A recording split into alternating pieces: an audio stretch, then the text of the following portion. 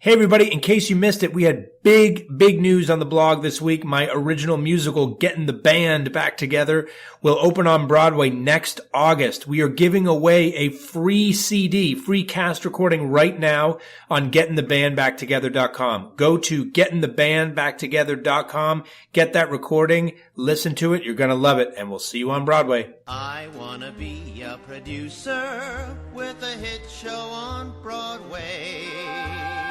I want to be a producer. Hello, everybody. Welcome back to the Producer's Perspective podcast. My name is Ken Davenport. Today, we are going out on the road. I am pleased to welcome to the podcast the CEO of the Troika organization, Mr. Randy Buck. Welcome, Randy. Thank you so much, Ken. Good to be here. So I've known Randy a long time, and I'll let him tell his story about how he got to Troika. But for Troika alone, Randy has produced over 50 productions, not only on tour around this country, but all over the world. But Troika as an organization has produced so many more. When I was actually an actor in the early 90s, it was like the dream coming out of NYU to be in a Troika tour.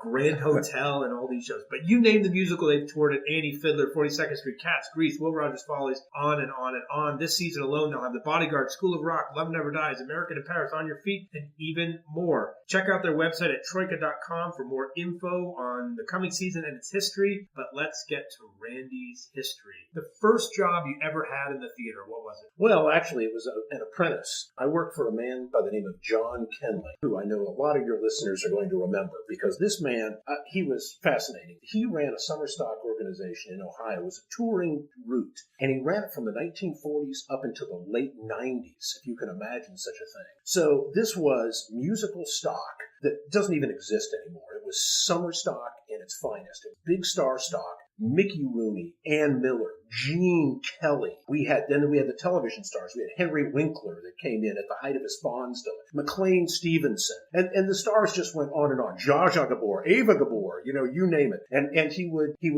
did 12 shows every season, did 1 week stock. He'd open in Warren, Ohio, moved to Dayton, Ohio, then Columbus, Ohio.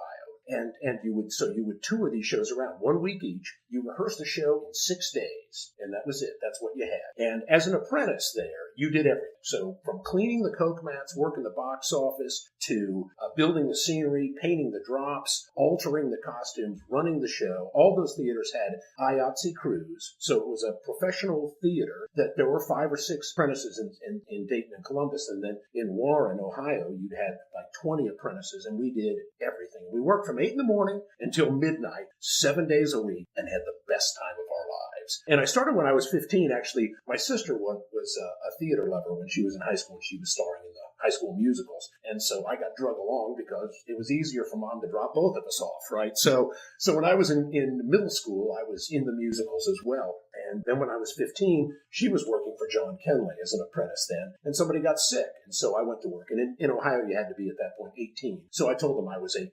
And then I was 18 for the next 3 years, So I worked there every summer through high school and college, then became a technical director there, and ultimately ended up getting my equity card as an assistant stage manager. Sandy Duncan and Christopher Hewitt in Peter Pan in the mid-70s. So it was 75. I got my equity card. And how did you get here to New York? Well, okay, so it's a longer story than this, unfortunately. I'm sorry. How long do we have to talk? 30 seconds. Go. So anyway, I did this all the way. I went to Webster College, acting and directing and music as a minor. And when I got out, I went to work as in 1977, I was the prop department at the Cleveland Playhouse, if you can imagine such a thing. In 1977, not a great neighborhood, but it was a tough year. So I was the prop department there. But the next year, I got a job as a stage manager at the Westgate Dinner Theater in Toledo, Ohio.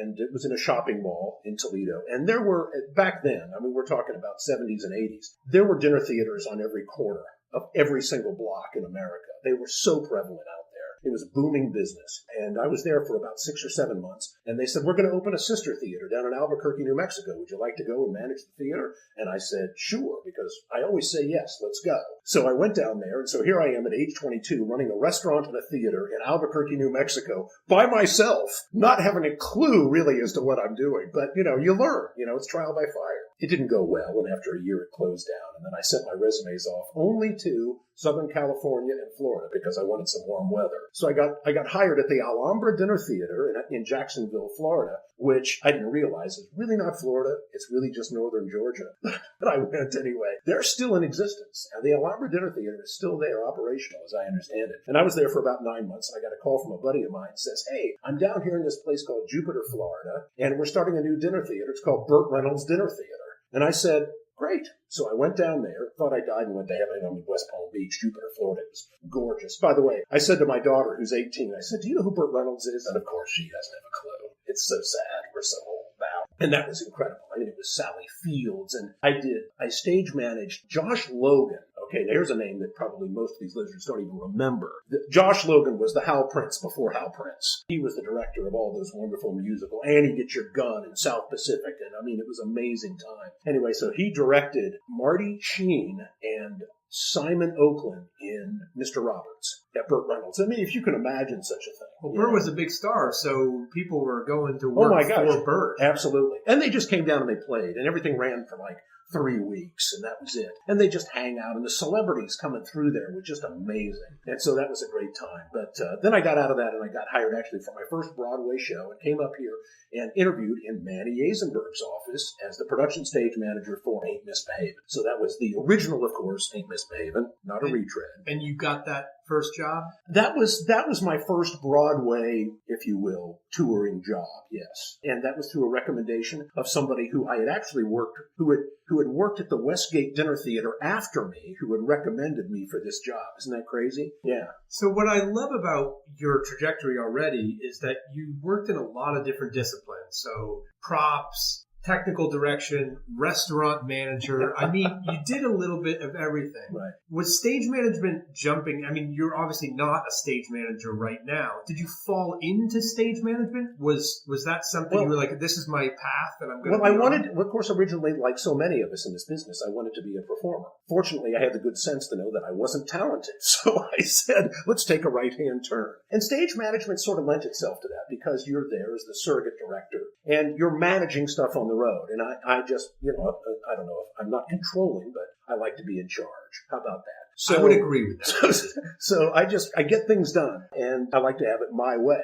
So it just sort of, it was a good career for me. And I did it for 20 years. I mean, because with Marvin and Irving, just one thing led to another. So I went from that to Children of a Lesser God, to Master Harold and the Boys, to Little Shop of Horrors. So, I mean, Master Harold and the Boys was James Earl Jones, and Zake Smokai came in, who won the Tony for it. Then it was Howard Ashman directed The Little Shop of Horrors because it came right out of the Orpheum Theater. So all of these things, it was so unique. And, you got to move on from show to show, and that I love. So I went through a period after that where I went out independently. I got away from that office, and I did Richard Harris and Camelot for a year. And then I stage managed Mary Martin and Carol Channing in Legends for a year. Jimmy Kirkwood wrote a book about that. It's fascinating, called Diary of a Mad Playwright. And then I went for a year, I went and did Siegfried and Roy's World Tour, which was a year in Japan and a month at Radio City Music Hall. That was their world tour. But it was a crazy experience, and always looking for something that's different. It was a fascinating time. The depth of the width of it, I should say, reminds me of, in a small piece, mine. And what I loved about being a company manager was bouncing around from show to show. It was the freelance life, but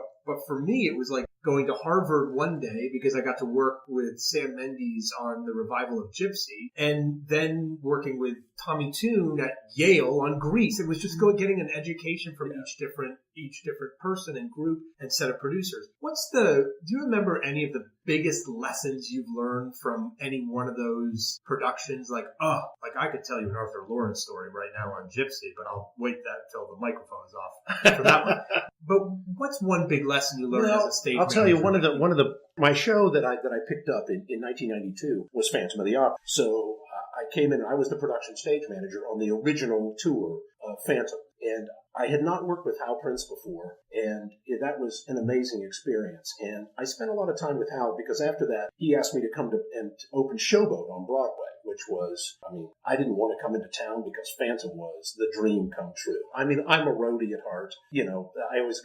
People used to tease me, all I need is 3 Armani suits and a suitcase, and I'm happy. Sorry, honey. I know you're listening to this. I love you. No, that's all changed now. But she knows this, actually. I am a roadie at heart. And to come off the road, because Phantom was an amazing experience. I was part of the team. It was a 4-man team. We went into all those theaters around the country and advanced Phantom and walked in and said, I need 3 more line sets. I need 4 more bathrooms. I need washers, dryers. This has to go. That has to go. It was an amazing experience. And they did it for you.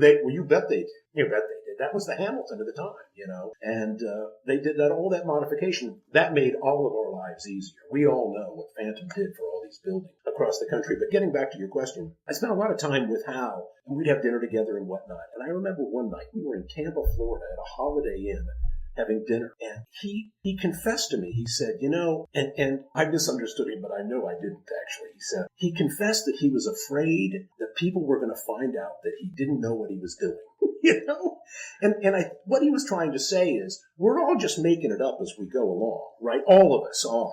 No matter who we are, none of us has all the answers, and none of us has carte blanche to just go out and do whatever it is they want to do, right? And where's that next creative thought really going to come from, and is it going to come? We're all there in the same boat. And it was a real epiphany to me because, I just idolized this man. He's such a genius, and yet he struggles with the same thing that all of us do. We're all wandering around in the dark just bumping into the furniture. And sometimes it goes well and sometimes it doesn't. And some of us have a better shot at it, like Hal, for example. But that was a big moment for me. Yeah, that's good. I've been thinking about this a lot lately, that kind of thing, as I've bumped into a few people and a few walls myself and noticed that and tried to change what I do, and just, you got to keep doing stuff.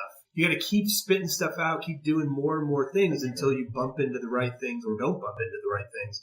And Hal actually is a great example of that. And I have a letter from him because he's such a mentor of mine hanging on above my desk right now. But the success of Phantom for Hal, his biggest success, that came later in his life as a director. When you look at his career, even as a director, he had some very successful shows as a producer, but as a director, it wasn't until Phantom much, much later in his life that he achieved the success that we all want. Yet we walk around. You mean the financial success? Yes, right, exactly. Why he can go to the Alps every summer.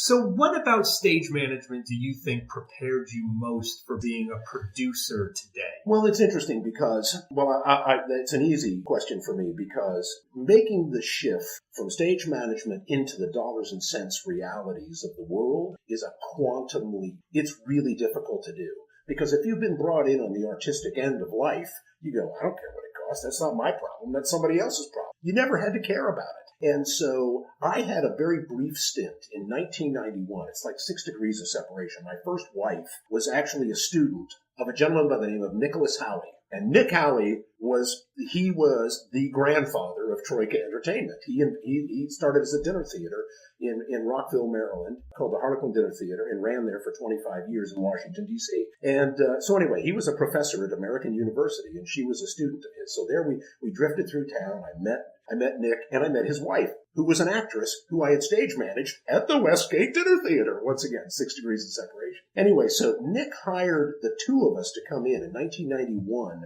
and this was just before Phantom. And I was hired as the production manager. And suddenly people were coming to me and saying, we want to do Jerome Robbins, but we wanted to fit it in 3 trucks, and we want it to be with 36 actors, and we want to have 5 stage hands and, 8 musicians, and how much is that going to cost? And I'm going, I don't know, sounds like a lot of money to me.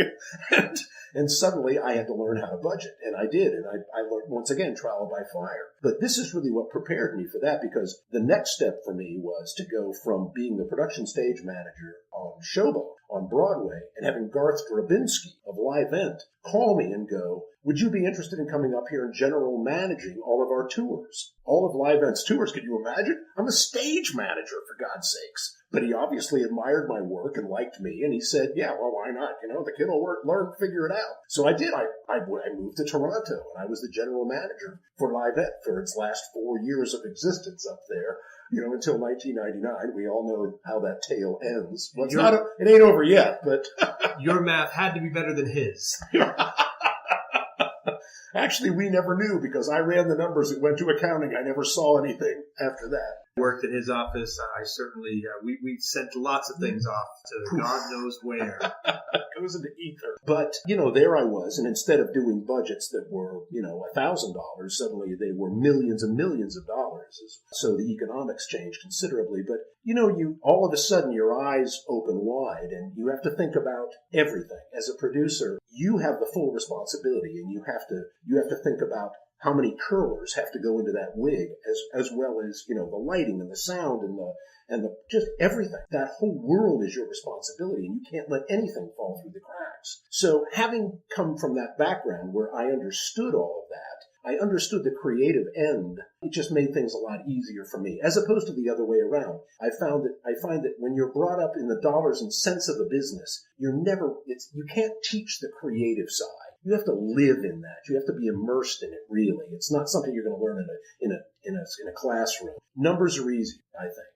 So that was a big lesson. God, it's such great insight about being around, because I credit a lot of, hopefully, my ability to see both sides of the art and commerce coin with having grown up as an actor, being around directors and writers even before I started company managing. Is there a question you ask yourself because you're faced with these all the time? I could spend a couple more grand a week to do this, which would help the art. But the commerce says, should I save it? Is there any checklist, any question you say to yourself before you make that decision? Someone asked me a long time ago, is it more important to have a good commercial or a good show? To which I said, good show, of course. And I was wrong. It's more important to have a good commercial. Now, I'm talking about the business that I do.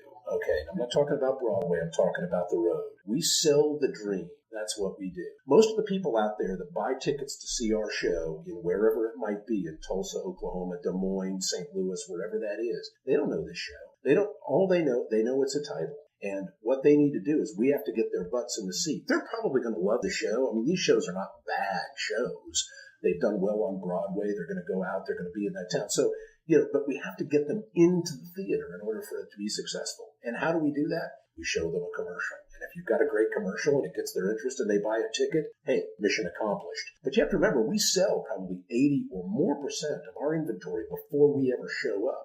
And we come in on Tuesday. The reviewer comes, let's say, on Wednesday, puts the review in the paper by Friday. Then you got 4 shows and you're out of town. You're gone. So it isn't about what the reviewers have to say, and there's no time to build word of mouth. We're there for a blink of an eye, and we're gone. So what you're really doing is you're trying to sell this up front, and a lot of that is done through subscription, but it's also done with a television commercial. So what is the most important thing to getting a show sold on the road that, I guess, even before the audience gets there or even sees that commercial? Well, you have to remember, we don't sell to the public. We sell to presenters. Presenters sell to the public, so there's that step there. So the first thing we have to do is, of course, get the show out there into the marketplace. And the bookers do that, and as do we. But they come into town and they see what that show is, and they put their hands on it and figure that out and decide what that show is that they want to book. And outside of that, then we just have to deliver the materials, and then the individual presenters decide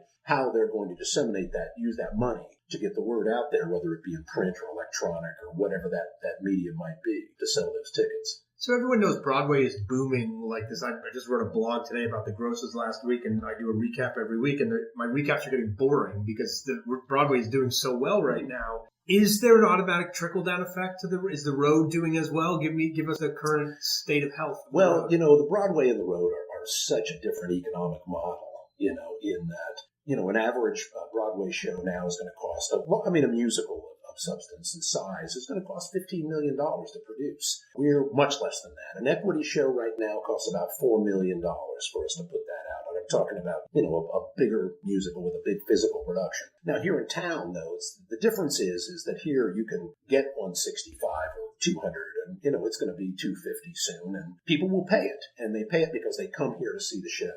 It's very different when you're in Dayton, Ohio. I can say that because it's my hometown. And I can tell you that they're not going to pay anything more than 45. And if you raise your ticket prices to 47, you're going to lose 5% of your audience. They're just going to say, I'm not going to go. There are too many alternatives to staying at home and just watching television or going to a movie or whatever it might be. So it's really tough. And when the economy is strong, which it is right now, this is why in my opinion, we're enjoying all of this, because everybody has the expendable income. But let me tell you back in 2008, we know what happened. I mean, everything crashed and people were not coming to the theater and we were all suffering. And our income went down. The guarantees significantly went down at that particular point in time. But so it's a whole different model out there. And it's different in every town. So when people say, well, what do you sell your tickets for? Number one, I don't sell tickets. The presenter does. But it's very different from Chicago and L.A. as opposed to what it would be in Dayton, Ohio, or Evansville, or places like that, Poughkeepsie. So give me a state of the state, though, on the 30-plus years you have on the road. How are we doing compared to other years or decades? Do you think is this the best of times, the worst of times, or this is just about average? Well, I think that there's so much more product. Look, if you go back to when I started out in this business, you had to be a bona fide hit to go on the road. You had to be a Cats. You had to be a Chorus. You had to have some significant mileage on that show. And then you went out and you toured. That's not the case anymore. I joke with people and say, when we have a reading, the bookers are showing up there. And it's really sort of true. I mean, I can name shows right now that have not even come into town. They're pre-Broadway in regional theaters, and the booker has already been hired, as the publicist has too. And those are both just functions of the road, but it hasn't even opened on Broadway yet. We don't even know. It could be a total flop here, but they're already thinking about the road. They're thinking about how we can churn that money up. And is that good? Should producers be doing that, or is that cart before the horse? Or well, it's a bit cart before the horse. Yeah, I think so. But the thing is that there are so many titles out there. There are shows that are playing here right now in town, which are not great shows. And listen, I've done this myself. They're not great pieces of theater, and they'll run for a certain period of time and close, let's say 3 months, and they still get a tour, and they go out. There is no show that's going to open here that the producers are going to try to get a tour. And there's sort of a misnomer out there that you can recoup your Broadway losses from the tour.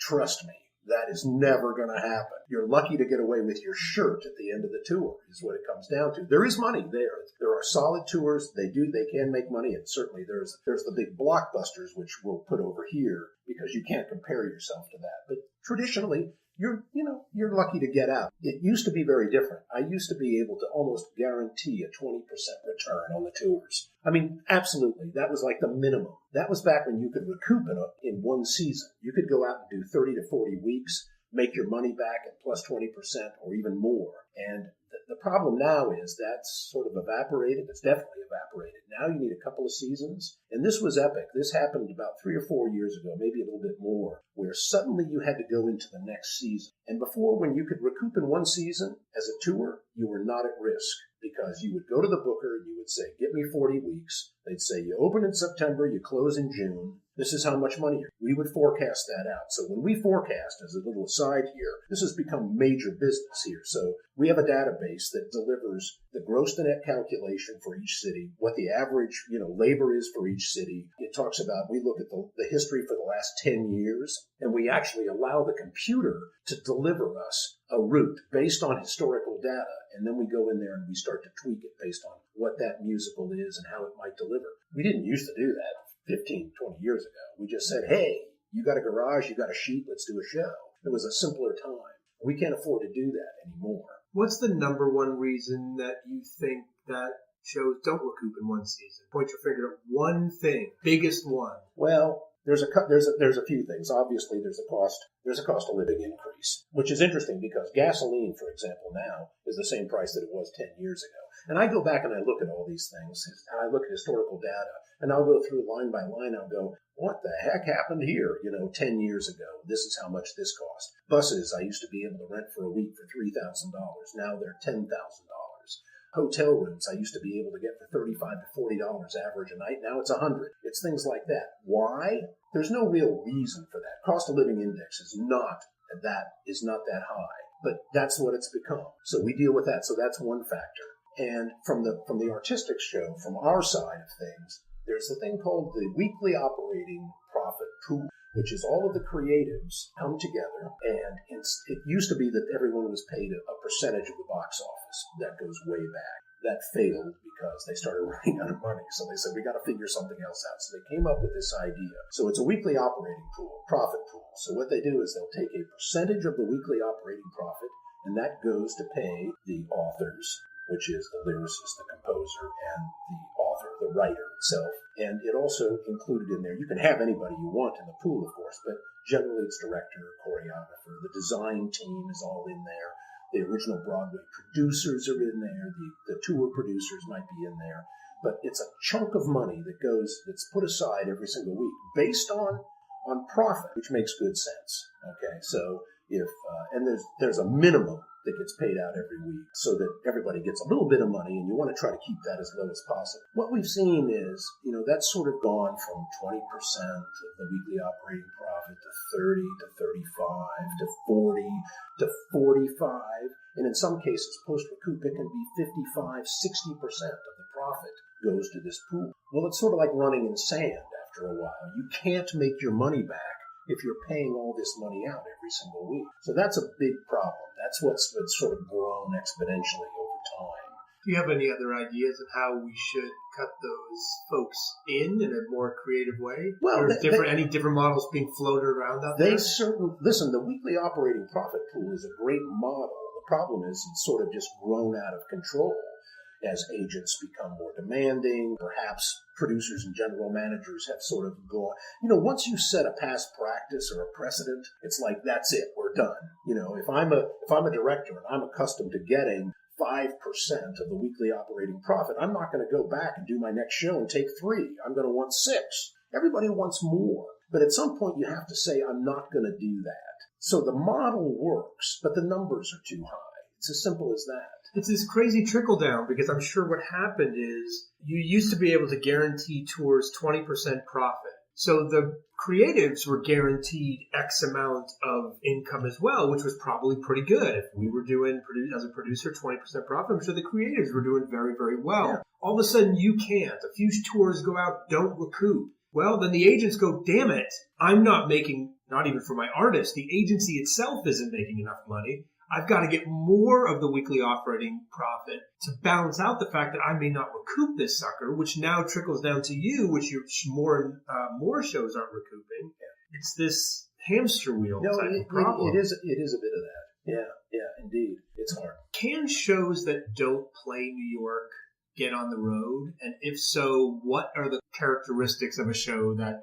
can get out there without sitting down in a theater here in the city? Well, that actually, there's a couple of categories there. Every once in a while, we'll spit out a show that's a retread and things like that and put that back out there. But generally, it needs a Broadway brand, a recent Broadway revival to put it back out again. And we've got a few shows that have come along. We have right now Bodyguard, which did not have a Broadway brand. And so we went ahead and we put that out. Of course, once again, you've got to have a reason to do it. So you can't just take an arbitrary title and say, hey, here you go. It has to be something that's going to have appeal to the presenters, and ultimately they have to feel that it's going to have an appeal to their audience. So Bodyguard, everyone knows the movie, it's classic, and so that managed to get out there. And is doing well. We have Love Never Dies. Now, Love Never Dies is Phantom 2. It's the sequel to Phantom. It's been done in Australia. It's been done in Japan in this format here. The West End production was a different production altogether, but it's being marketed very much as Phantom 2. It's 10 years later. That's going to have a lot of interest. 50% of the people who have ever seen Phantom come to see this were golden. And it's a great show, so people won't be disappointed. But once again, you got to get them in the building. And people are going to come, I think, because they're going to want to see what is the next chapter in the Phantom story. So you've got to be pretty specific. We've had some epic failures out there as well. We did a show called Dr. Dolittle, which had no presence here in the U.S., and we went out and we tried to do that on the road. That didn't go well. And the other one that we did was 101 Dalmatians, which everyone sat back and said, oh my gosh, this is going to be amazing. It's a great title, and everybody knows 101 Dalmatians. And what didn't go well with those two? Because I remember them now very clearly. I certainly was one of those people sitting in my office going, oh man, I wish I was in on that show. What didn't go well?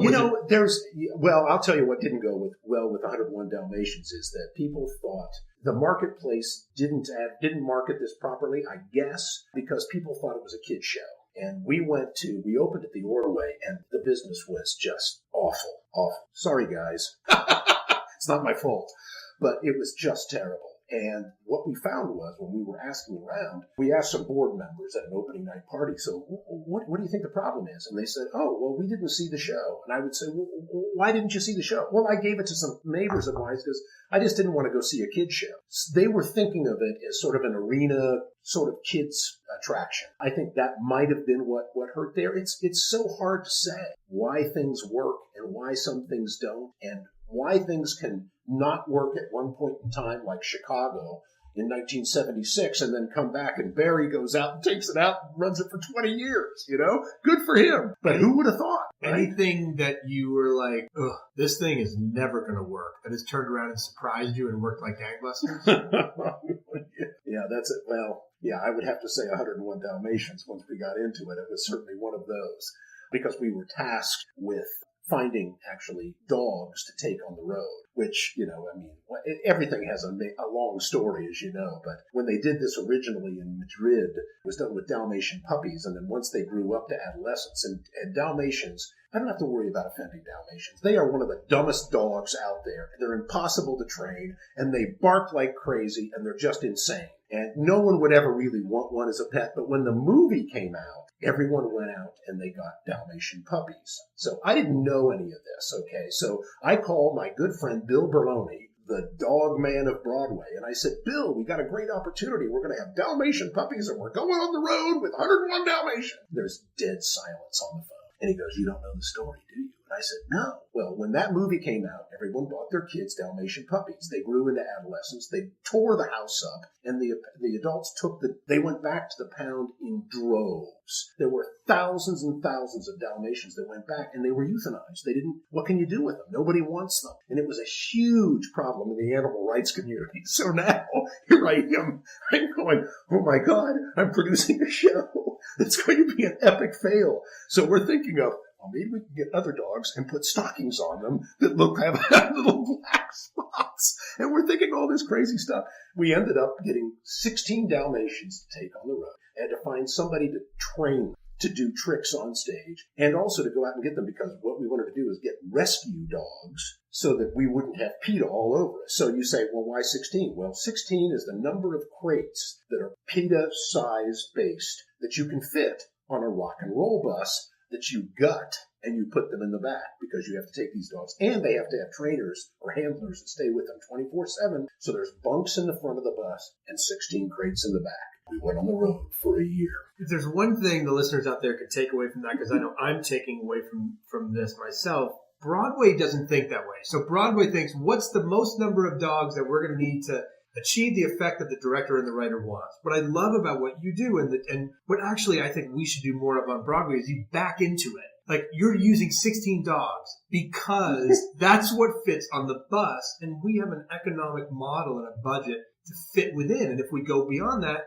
presenters aren't going to pay more than X dollars of a guarantee, right? It's this backing in idea. Well, this all goes back to Kenley Players, where I first worked as an apprentice. Kenley had a nephew that had a truck, and it was 40 feet long, and that was what went on the road.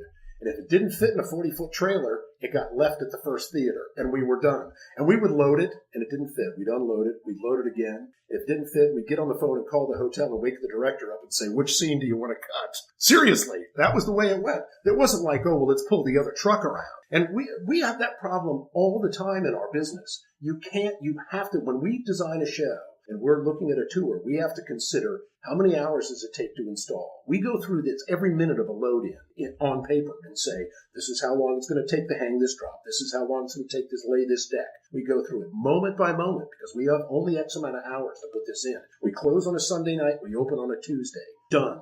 Non-negotiable. You have to figure out how to do that. And you have to travel 1,000 miles in between sometimes. So you have to think about that. How many trailers is it going to go into? So before that show is ever built, we actually put it into a truck on CAD and figure out how we're going to pack the trucks before we build the scenery. It has to be that because it doesn't fit in the 40-foot trailer. But, I remember being out with Little Shop of Horrors when we opened in Cleveland, and we'd hired the off-Broadway director or designer to design the touring musical. And we were supposed to be in 3 trucks, and we were in 7 coming out of there. Can you imagine? And I remember Irv Siders, and Irv was about like 6'8", and he towers over this designer, and he goes, "I thought you said this would fit in 3 trucks." And the designer looked it up and said, "I thought it would."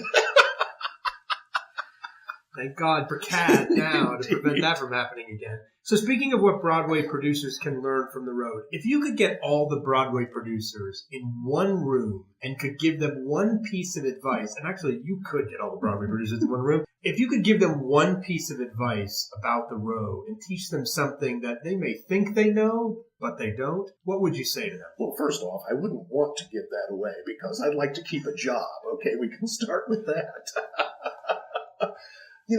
It's become about the physical productions, and, you can't fault them for that. People come here to see that glitz and glamour. So it really has to do with the economics. Once again, it's such a different animal. It's like it's not even the same business. There just aren't a lot of similarity between the Broadway and the tours.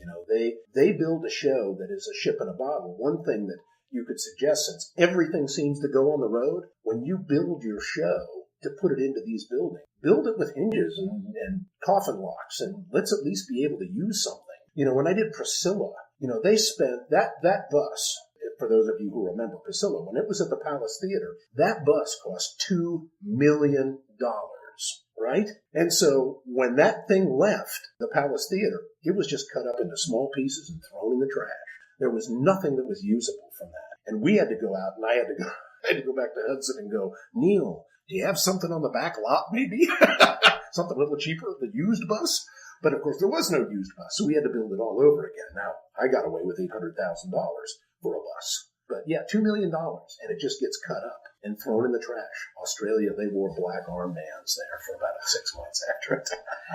So my last question, which is my genie question. I want you to imagine that the genie from Aladdin comes to you and thanks you for your unbelievable service to the road. You've delivered Theater Randy to towns and millions of people all over the country and all over the world that frankly just wouldn't have had it if it weren't for you. You've helped spread that word, and I know I'm very thankful for that. And the genie is very thankful for that. So the genie grants you one wish. What's the one thing that drives you the most crazy about the current situation on the road? That gets you angry, that gets you swearing, throwing things all over, leaving scenery behind and trashing it with a sledgehammer. What's the one thing that makes you the most pissed off that you'd ask this genie to wish away in an instant? Well, of course, you know me well enough to know that would never, ever happen. However, never, ever. I'll tell you, we need to stop building them so big. We need to stop relying on these massive physical productions. And we have 2 great examples in this Broadway season. Dear Evan Hansen, Come From Away are 2 brilliant shows that don't need a thing. You could do them in your kitchen, and they would be as effective as they are on stage. I mean, Dear Evan Hansen has all those screens, but that's just literally window dressing. It's not really necessary to convey the piece. And I believe that what you need is a script and a score. When you need to start having chandeliers and helicopters, that should be a danger signal. And I don't mean to condemn those shows because they're brilliant and they're wonderful, but they create a problem for us out there. And now there's an expectation that we're going to deliver those shows out there and those massive physical productions. Back when I started in this business, and for many years, we would come in on Tuesday morning at 8 o'clock and we had a show on Tuesday night. Now almost all these musicals spend a day and a half. So it's like, we're going to go into Monday. And as soon as you start loading in on Monday, you've created all kinds of problems for the bookers, for routing, for everything else. The trucks can't get there in time. But nonetheless, we're still doing that. And it's really beating a head against the wall. The presenters have been very, very conscious about the labor. When we show up at the loading dock, there's 70 men, 70 local stagehands who are going to be working around the clock in some cases just to put your show in. I mean, if you can imagine, this is a bit antiquated. We're doing the same thing we were doing 100 years ago. We did it by train back then, but we're still doing it. We drag this stuff in, we pull the ropes, and they go up. They were doing that back then, and that's how we run a show. And if you take theater back to what it come on, back to what it was. I mean, the Greeks didn't have falling chandeliers, and they didn't have helicopters, and it's storytelling. Just tell the story, a good story that people want to hear, that they're going to be interested in, and let's leave some of those trucks in the yard. I think that would be helpful. What good advice. Thank you for that. And thanks to all of you for listening out there. If you are not in the city, go to your local performing arts center, local theater, see a show on the road. Thanks so much, Randy, and we'll see you all next time. So have you visited gettingthebandbacktogether.com yet and gotten your free cast recording? If not, go there right now. Gettingthebandbacktogether.com. Get your recording. Enjoy it. And we'll see you on Broadway.